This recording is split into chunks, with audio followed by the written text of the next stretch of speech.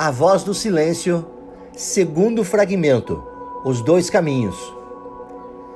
E agora, ó Mestre da compaixão, ensina tu o caminho aos outros homens. Olha, todos aqueles que, batendo para que os admitam, esperam na ignorância e na escuridão ver abrir-se a porta da suave lei. A voz dos candidatos. Não quererás tu, Mestre da tua própria misericórdia, relevar a doutrina do coração? Recusar-te-á a conduzir os teus servos até o caminho da libertação? Diz o Mestre, os caminhos são dois, as grandes perfeições três, 6 as virtudes que transformam o corpo na árvore da sabedoria. Quem se aproximará delas? Quem primeiro entrará para elas? Quem primeiro ouvirá a doutrina dos dois caminhos em um, a verdade sem véu a respeito do coração secreto? A lei que, rejeitando o aprender, ensina a sabedoria, revela uma história de dor. Ai de nós, que todos os homens possuam a laia, sejam unos com a grande alma, e que, possuindo-a, a laia de tão pouco lhes sirva. Repara como, qual a lua se reflete nas ondas tranquilas, a laia é refletida pelos pequenos e pelos grandes, espelhado nos átomos ínfimos, e contudo não consegue chegar ao coração de todos. Ai de nós, que tão poucos sejam os homens que se aproveitem do dom sem preço, de aprender a verdade, a verdadeira percepção das coisas existentes, o conhecimento do não existente. Diz o aluno, ó Mestre, que farei para eu atingir a sabedoria? Ó sábio, que farei para conseguir a perfeição? Procura os caminhos, mas olha nu, sê puro de coração antes que comeces a tua jornada. Antes que dê o primeiro passo, aprende a separar o real do falso, o transitório do eterno. Aprende, sobretudo, a separar a ciência da cabeça da sabedoria da alma, a doutrina dos olhos da doutrina do coração. Sim, a ignorância é como uma vasilha fechada e sem ar. A alma, uma ave dentro dela, não canta, nem pode mexer uma pena, mas faz num torpor e morre de não poder respirar. Mas mesmo a ignorância é melhor do que a ciência de cabeça sem a sabedoria de alma para iluminar e guiar. As sementes da sabedoria não podem germinar e crescer no espaço sem ar. Para viver e comer experiência, o espírito precisa espaço e profundidade e pontos que o guiem para a alma de diamante. Não procures esses pontos no reino de Maia, mas ergue-te acima das ilusões. Busca o eterno e imutável Sat, desconfiando das falsas sugestões de fantasia. Porque a mente é como um espelho, cobre-se de pó ao mesmo tempo que reflete. Precisa que as brisas leves da sabedoria de alma limpem o pó das nossas ilusões. Procura, ó principiante, fundir a tua mente e a tua alma. Afasta-te da ignorância e da ilusão também. Vira o rosto às suas decepções do mundo. Desconfia dos teus sentidos, eles mentem. Mas dentro do teu corpo, escrínio das tuas sensações, procura no impessoal o homem eterno. E tendo-o procurado, olha para dentro. Tu és Buda. Rejeita o aplauso, ó crente. O aplauso conduz à ilusão de si próprio. O teu corpo não é personalidade. A tua personalidade é em si sem corpo. E o elogio ou a censura não o atingem. O contentamento de si próprio, ó discípulo, é uma torre altíssima, a qual um insensato orgulhoso subiu.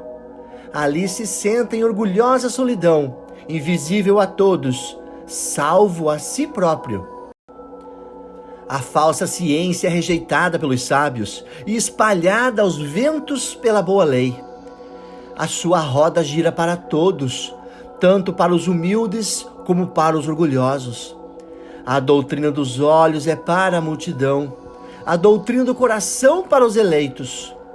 Os primeiros repetem orgulhosos: vede, eu sei. Os últimos, aqueles que humildemente fizeram a sua colheita, confessam em voz baixa: assim ouvi. A grande joeira é o nome da doutrina do coração, ó discípulo. A roda da boa lei gira rapidamente, noite e dia mói. Afasta o joio do trigo dourado e a casca da farinha. A mão do karma guia a roda. As rotações marcam o bater do coração kármico. O verdadeiro conhecimento é a farinha. A falsa ciência é a casca. Se queres comer o pão da sabedoria, tens de amassar a tua farinha com a água límpida de Anhita. Mas se amassas cascas com o orvalho de Maya, só podes criar alimento para as pombas negras da morte, as aves da nascença, da decadência e da tristeza. Se te disserem para te tornares Anham, tens de deixar de amar todas as coisas, dize-lhes que mentem. Se te disserem que para te libertares tens de odiar a tua mãe e desprezar o teu filho, de renegar o teu pai e chamar-lhe dono de casa, de renunciar toda a compaixão pelos homens e pelos animais, dize-lhes que as suas palavras são falsas. Assim ensinam os tirquitas, os descrentes. Se te ensinarem que o pecado nasce da ação e a felicidade da inação absoluta, dize-lhes que se enganam.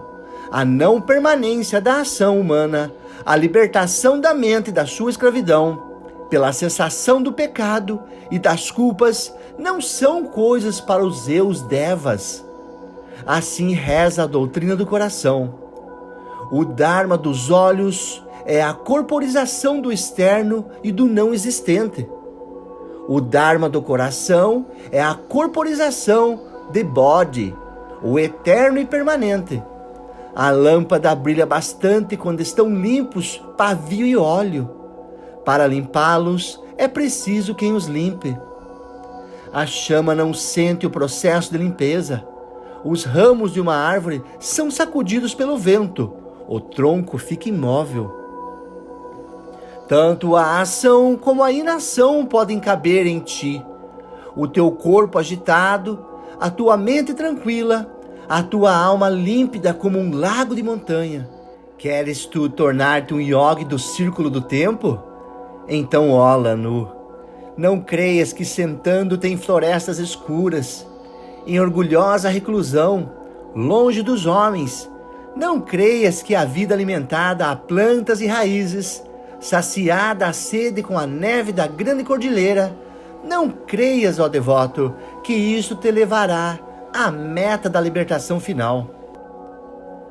Não julgue que o partir dos ossos, o rasgar da carne e dos músculos, te unirá à tua personalidade silenciosa.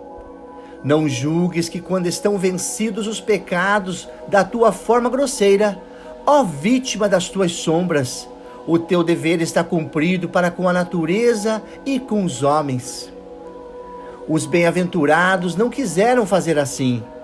O leão da lei, o Senhor da misericórdia, percebendo a verdadeira causa da dor humana, imediatamente abandonou o repouso suave, mas egoísta das solidões sossegadas.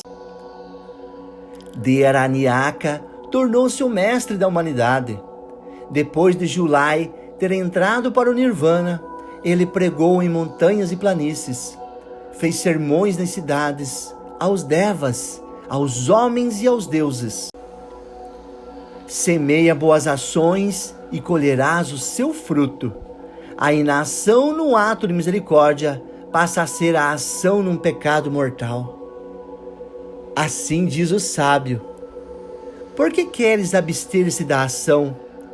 Não é assim que a tua alma conseguirá a sua liberdade, Para chegar ao Nirvana, é preciso chegar ao conhecimento de si próprio. E o conhecimento de si próprio é filho de ações caridosas. Tem paciência, candidato, como quem não teme falhar, nem procura triunfar. Fixa o olhar da tua alma na estrela cujo raio és, a estrela chamejante que brilha nas profundezas sem luz do ser eterno, nos campos sem limite do desconhecido. Tem perseverança, como aquele que tem de sofrer eternamente. As tuas sombras vivem e desaparecem. Aquilo que em ti viverá para sempre. Aquilo que em ti conhece, porque é o conhecimento. Não é da vida transitória, é o homem que foi, que é e que há de ser, para quem a hora nunca soará. Se quer escolher a suave paz e o descanso, discípulo, semeia as sementes do mérito nos campos das colheitas futuras. Aceita as dores da nascença. Afasta-te da luz do sol para a sombra, para dares mais espaço aos outros. As lágrimas que regam o solo do árido da dor e da tristeza fazem nascer as flores e os frutos da retribuição kármica, da fornalha da vida humana e do seu fumo denso. Saltam chamas aladas, chamas purificadas, que erguendo-se alto, sob o olhar kármico, tecem por fim o tecido glorioso das 3 vestes do caminho. Essas vestes são Nirmanakaya, Sambhogakaya e Dharmakaya, traje sublime. A veste Shangna, é certo, pode comprar a luz eterna. A veste Shangna, por si só, dá o nirvana da destruição para o renascer, mas Ola Nu também mata a compaixão.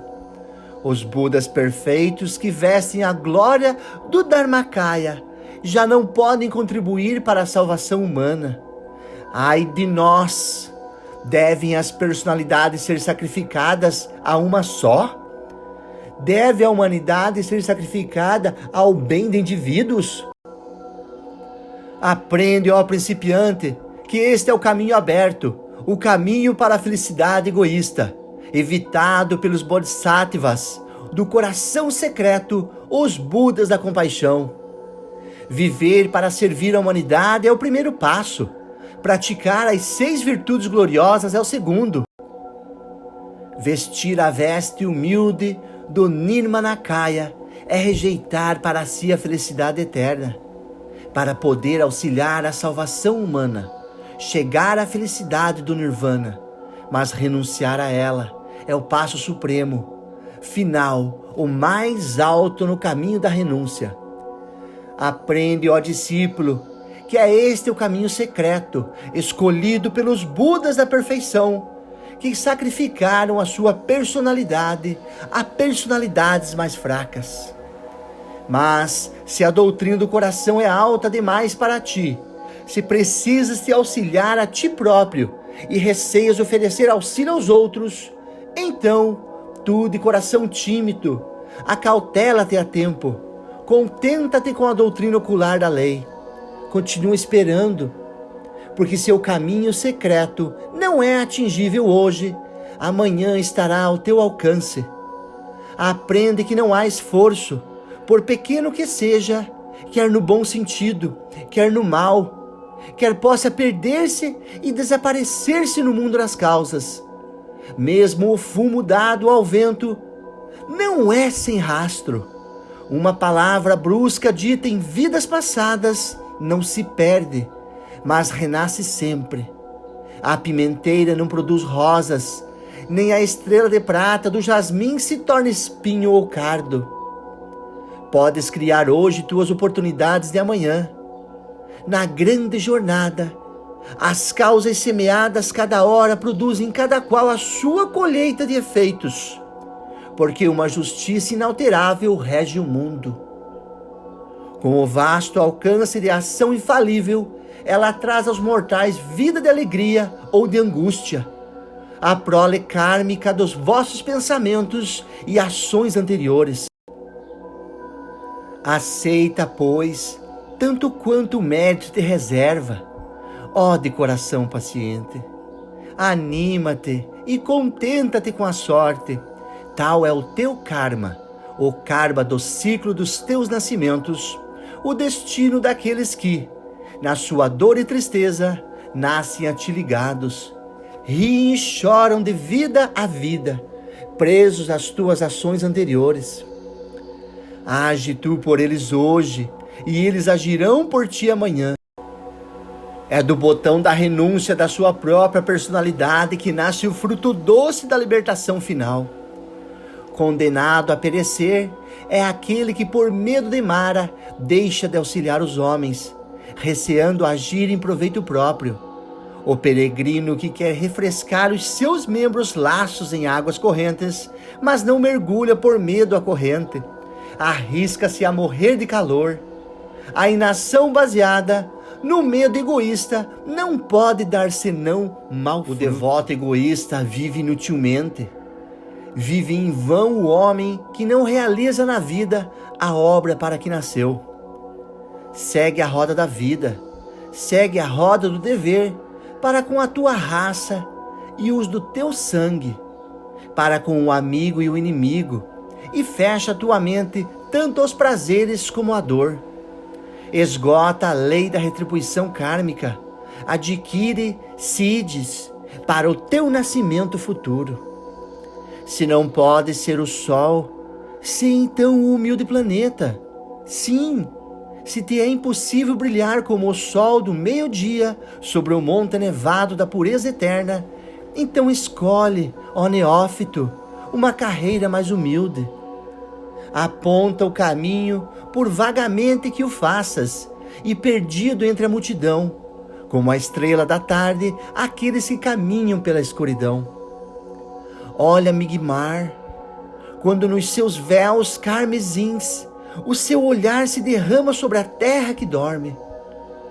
Olha a aura de fogo da mão de Lagpa, estendida com amorosa proteção por sobre as cabeças dos seus ascetas. Ambos são agora servos de Nima, ficando na sua ausência como sentinelas silenciosas na noite.